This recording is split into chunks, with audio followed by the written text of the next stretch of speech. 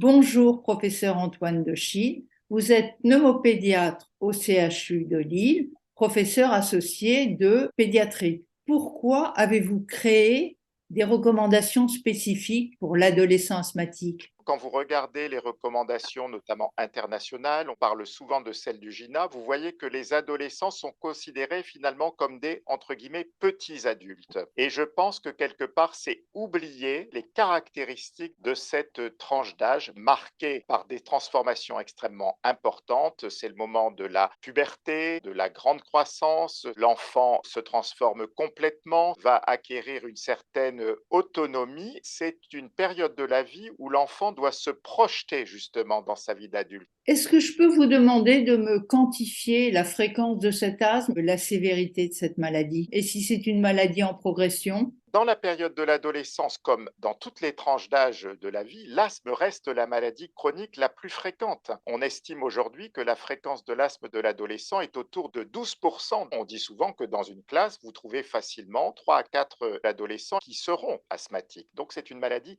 extrêmement fréquente. Alors bien sûr, quand on dit ces chiffres, on dit l'asthme dans sa globalité, de ses formes les plus légères jusqu'à ses formes les plus sérieuses, qui, elles, ne sont pas fréquentes, mais doivent être parfaitement identifiées et traitées de façon la plus juste possible. Je pense qu'une hospitalisation pour une crise d'asthme dans cette tranche d'âge est un signal très fort qui doit absolument aboutir à un avis spécialisé, à comprendre cet asthme et à donner à cet adolescent asthmatique à la fois un suivi et un traitement adapté aux caractéristiques de son asthme. On déplore encore 15 à 20 adolescents qui décèdent chaque année de ces crises d'asthme. Quand on reprend ces décès par asthme, on peut dire que dans un très grand nombre de cas, ces décès sont évitables et l'auraient été si effectivement le parcours de soins de cet adolescent asthmatique avait été conforme aux recommandations. C'est toute l'importance des recommandations de la prise en charge de l'asthme en France. Un adolescent asthmatique, c'est souvent un enfant qui a été asthmatique. L'asthme, c'est une maladie qui commence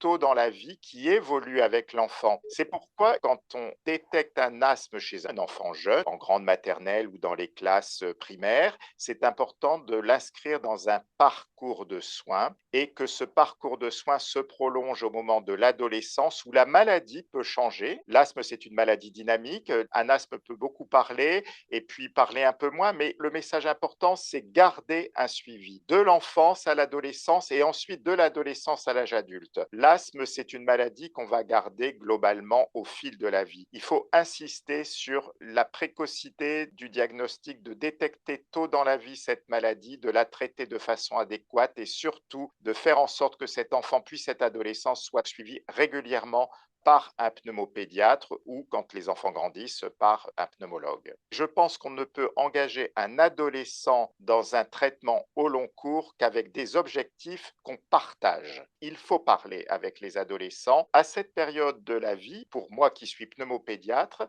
ce qui me paraît important, c'est que le dialogue se déplace. Un pédiatre parle d'abord aux parents pour parler à l'enfant. Et bien, quand l'enfant grandit, quand on a devant soi un adolescent, il faut parler directement à l'adolescent, comprendre par quel bout, en fait, on peut l'accrocher pour entrer dans une prise en charge au long cours. Le deuxième message que j'aurais envie de leur passer, aujourd'hui, on a un arsenal thérapeutique, on a des possibilités de traitement qui permettent chez l'adolescent asthmatique d'obtenir un bon résultat dans quasi tous les cas. Donc, un message positif, on va y arriver. Tu vas entrer dans un parcours de soins et je m'engage à trouver pour toi le traitement le plus adapté à ta situation. Et un dernier message, quand je les quitte à la fin de l'adolescence, c'est de lui expliquer une dernière fois sa vie d'adolescent et d'enfant asthmatique. Ton asthme, ça a été ça, tu as eu ça, tu es venu à l'hôpital, tu as été en réanimation, souviens-toi de ça. J'ai fait un courrier qui résume ta vie d'asthmatique, donne-le au pneumologue, au médecin qui te prendra en charge pour qu'on n'oublie jamais que ton asthme a eu à un moment donné des caractéristiques qui font que tu as besoin d'être suivi de façon durable.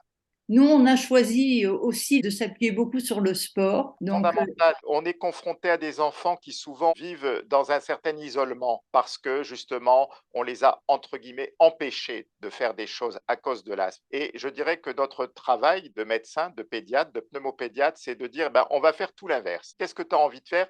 Qu'est-ce que tu as arrêté de faire parce que ceci, parce que cela? On a mis en place à Lille un programme où justement on permet à des enfants de reprendre une activité physique en ayant pendant quelques semaines l'aide d'un coach sportif. Et à travers le sport, vous allez aussi travailler sur l'image de soi. On est frappé par ce qu'un asthme peut finalement dégrader l'image de soi des adolescents. C'est un tout. Aujourd'hui, le pneumopédiatre qui soigne un enfant asthmatique, il soigne aussi tout un environnement. On a tous les outils pour bien le soigner, mais pour bien le soigner, il faut bien le comprendre et il faut savoir tout ce qu'il y a autour de son asthme qu'il faut prendre en charge aussi pour que cet adolescent aille mieux. L'aspect social, psychique, l'orientation professionnelle, les méfaits des addictions, le tabac, etc. Tout ça, ça fait partie d'une stratégie globale pour que cet adolescent vive en bonne santé et durablement en bonne santé. Que le fait d'être un asthme devienne comme une chance, c'est-à-dire de pouvoir mettre sur la table son capital santé et l'engager à finalement le préserver le plus longtemps possible. vous avez installé ce qu'on appelle le sport sur ordonnance. En quelque sorte, alors avec des indications qui sont ciblées, j'ai quelque part gagné mon pari quand je les amène à l'âge adulte dans la meilleure condition respiratoire possible. C'est ça l'objectif que j'ai en tant que pédiatre. Que tu sois l'adolescent dans la meilleure condition possible quand je vais te lâcher vers l'âge de 18 ans, que tu aies un traitement adapté et que tu aies une fonction respiratoire qui te permette de voir loin.